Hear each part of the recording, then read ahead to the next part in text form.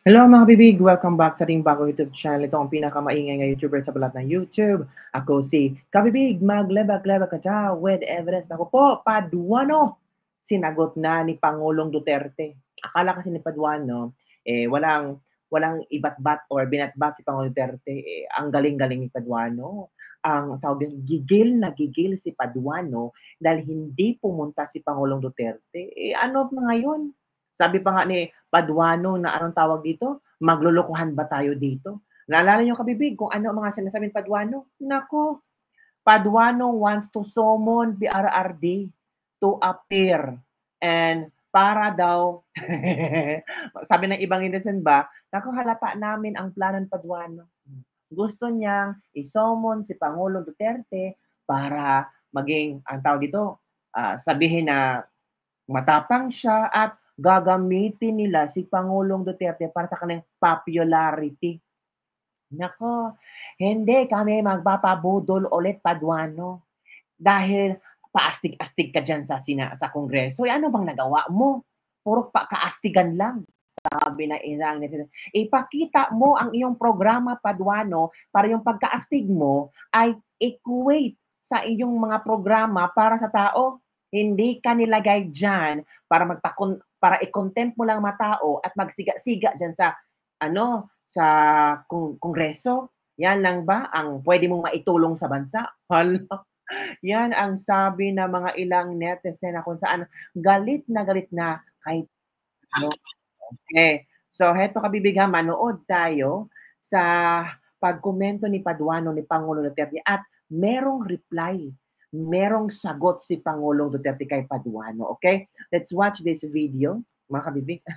Ano lang ba, ang tawag dito, pang ano lang yung kabibig, gagamitin na niya si Duterte para pag-usapan at para, tawag dito, tingnan natin kung gaano katapang. O, ito na. Mr. Chairman, that we issue a show cause order for Attorney Delgra to be present on the next hearing on the basis of his letter. Attorney Delgra is just being the lawyer, Mr. Chair. He's just, I think, stating the reasons given to him by his client, the former president. I think itong kongresistang ito ay talagang ginamit ang utak, no? Hindi katulad ni Paduano ba na talagang gusto niyang pumunta si Duterte doon. What's the point? 'Di ba? Ayaw Duterte. 'Di ba?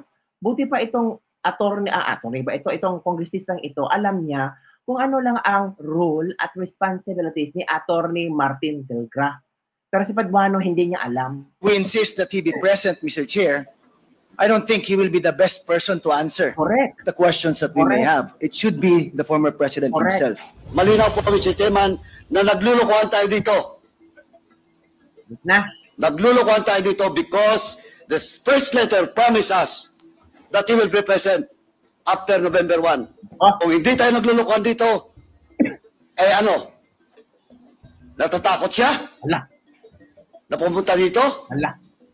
Mr. Chairman, and I would like to reiterate once again that we should invite again the former president to be present in the next hearing. Yan, kabibig, oh. Galit na si Paduano. At alam nyo ba kung ano ang reply ni Pangulong Duterte? Ito po, mga kabibig, ang reply ni Pangulong Duterte para sabi mo, Paduano, makinig ka.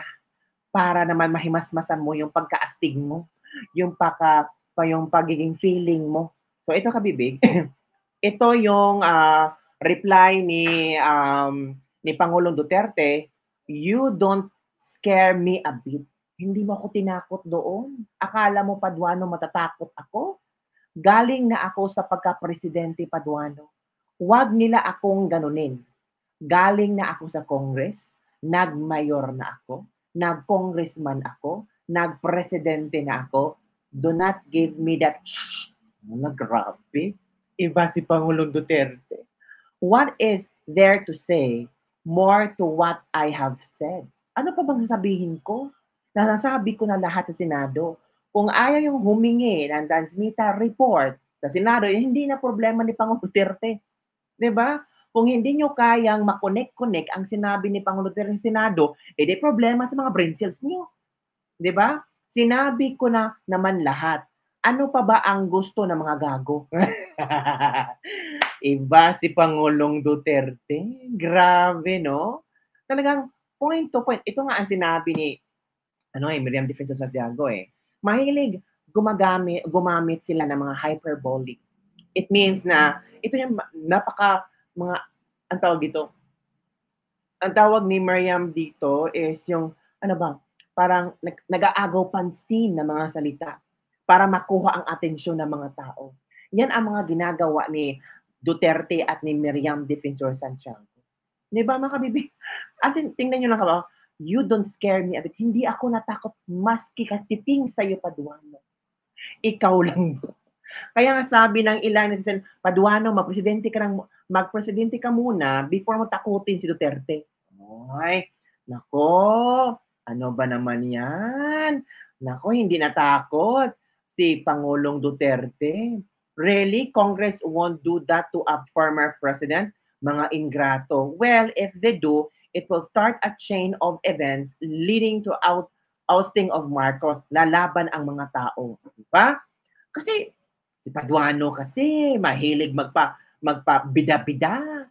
Mahilig kasi niya na makuha ang atensyon ng mga tao. Mga tao ngayon wala nang may paniniwala pa ba kayo sa Quadcom? Yung iba kasi sabi na scripted na talaga after na binulgar ni Colonel Grijaldo na nawala na ng paniwala ang mga tao sa Quadcom. Ikayayaman or mapapakain pa ba tayo ng mga gatong klaseng balita ng mga politikong ito?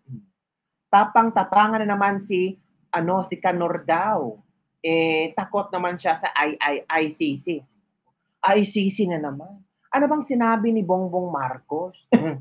Ang sinabi ni Bongbong Marcos, hindi makapasok ang ICC at wala ng koneksyon ang Pilipinas sa ICC. Bakit puro kayo ICC? Diba mga kabibig? Palerke talaga. Kaya nga, ito Paduano. Para masagot ka sa mga hirit mo kay Digong, itong ang sagot ni Marcoleta para sa'yo. Mag-isip-isip ka, magnilay-nilay ka rin kung tama ba yung mga ginagawa mo. Pakinggan mo si Marcoleta. Buti pa itong si Marcoleta, no? Iniisip lahat at alam niya kung anong gagawin. Ang Senado o ang House of Representatives ay hindi po prosecutor's office. Tama. Prosecutor's office ba ang House of Congress? Na uupo ka doon, pag ayaw nila sa sagot mo, contempt. Remember, si Kong Hon at si Wilkins. Ay, nako. Alam nyo na yan. Later on, pag-usapan natin yan. Hindi rin po korte ito, kaya hindi po pwedeng mag-adjudicate ang Congress. Nakakalungkot po. Ang dapat magsiyasat dyan ay yung ating Department of Justice. Halimbawa po kung naghahanap po tayo ng mga criminal offenses o krimen na naganap, sinasabi nga ng saligang batas, ang anumang pagdinig na gagawin ng Congress, ito ay dapat na ginagamit lamang bilang tulong sa pagbabalangkas at paggawa ng batas. Hindi kailanman pinayagan ng Kongreso na siya mismo ang gaganap ng mga pagsisiyasat tungkol sa sino-sinong mga tao at kung sino-sinong mga ahensya ang maaring nakalabag ng ating mga umiiral na batas. Nakakalungkot po na yan ang nangyayari at ang ginagawa po nila ay inquiry, hindi in aid of legislation. Parang ang maliwanag pa pong nangyayari ngayon ay mga inquiries in aid of prosecution. Ito ay isang sample Video ito ni Congressman J.J. Conghon at ni ex-PDEA agent Wilkins Villanueva. Kayo na ang bahalang humusga. Kasi nakakatawa lang ang eksenang ito. Ito share ko sa inyo kabibig naririnig na involved si Michael Yang alalim sa drugs. Mr. Chair, we cannot act on mere chismis kasi here is say yun, Mr. Chair.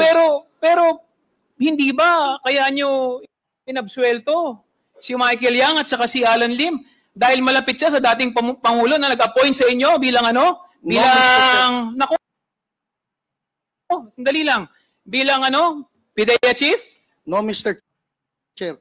Hindi ko isasakripisyo ang pangalan ko sa ng buong karir ko na Wilkins dahil may apo akong anak na Wilkins.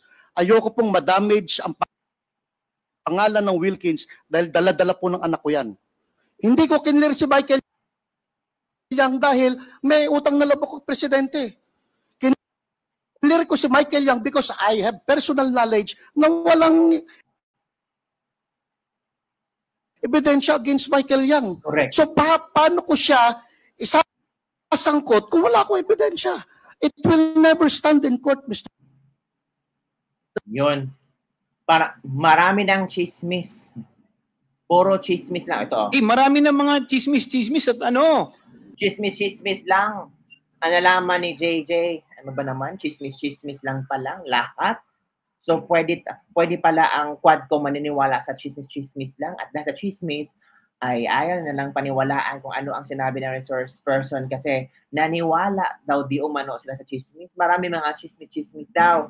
Wala nga ebidensya. So, mas naniniwala sila sa chismis. O, ito na. Si ex-PDEA agent Wilkins Villanueva nag-explain na wala talagang nakitang ebidensya or dokumento na pwedeng idiin si Michael Yang. Itong si JJ sabi niya, ano ba naman yan?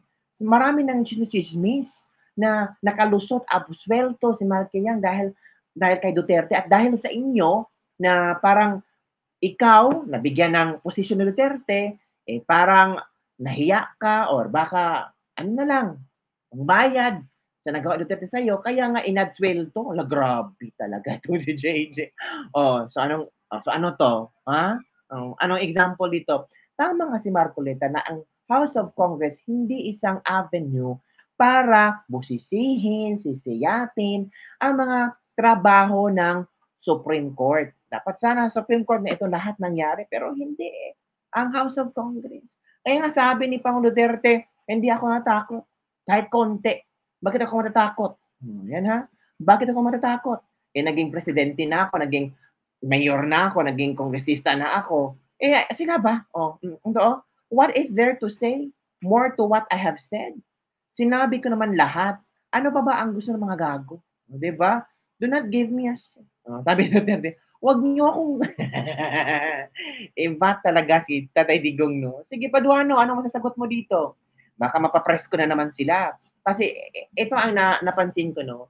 Pag merong press con si Sara, natural, sasagutin nila through press con din. Kahit hindi sila pinariringgan ni Sara, isasagot yung mga kayanggans na iyan ng mga kongreso. So, yun lang po mga bibigyan nating latest Lebag per day. Don't forget to like, subscribe, and share this video para sa mga latest trending news nating pag-uusapan. Grabe. Hindi natatakot si Digong kahit konti. Kahit katiting, walang takot si Digong. Iba si Duterte. No? Sige, banggain mo Paduano para alam mo kung ano ang tawag sa pinagloloko nyo ko.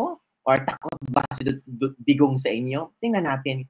Si Dan Fernandez at si Benny Abante, willing ang bumaba sa pagiging committee at maging resource person para depensahan ang sarili.